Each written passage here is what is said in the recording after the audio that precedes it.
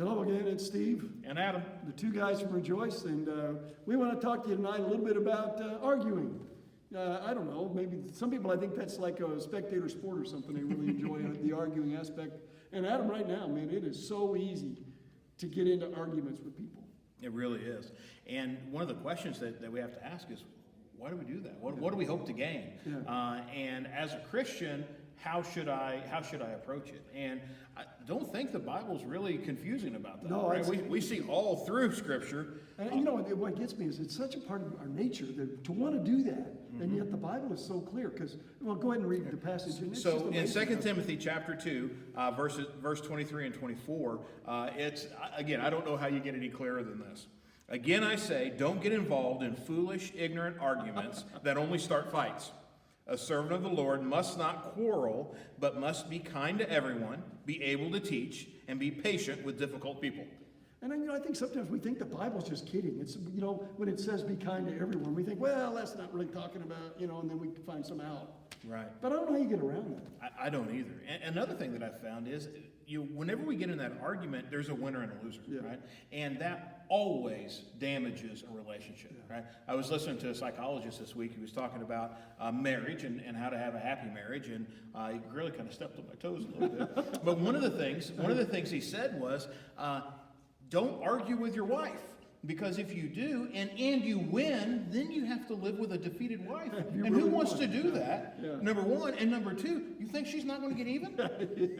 Yeah. If there's a winner, there's a loser, and Right. that's a bad deal for and that marriage. is never good for a family. It's never good. That's bad for friendship. That's it's bad for coworkers. I mean, it's we and here's the thing. He says, as a servant of the Lord, as someone who cares about God, you just can't let yourself get sucked into this stuff, because there's more at stake here than just you. You represent Him, and so you can't let yourself dishonor His name because you want to win an argument.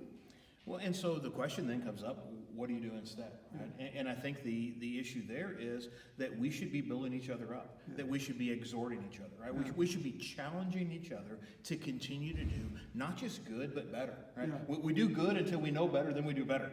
And the way that we accomplish that is to challenge each other, to encourage each other, sometimes as friends to call each other out whenever we're not doing it right, but to do it in a way that really emphasizes, I care about you and I want you to do better. Yeah, you're valuable to me, and I want you to have a good life even. I want you to, and that just sharpening each other, as the proverb, the writer of Proverbs says, we just taking the time to make each other better. Right. And boy, that's one of our callings as believers, is to try to be that person that builds up another person. I think of Barnabas. In the New Testament. Right. That was his gift. He was an encourager. That was his nickname. It wasn't his given name, right? The other disciples, the apostles, gave him that nickname because that was his personality. Barnabas means son of encouragement. Everywhere he went, he was bringing someone along and he was discipling. He was building them up. Yeah. Wouldn't that be good for someone to call you that? Be an encourager. Be someone who builds someone up. Think before you speak. Don't let yourself get into arguments that are not going to help, even if you win.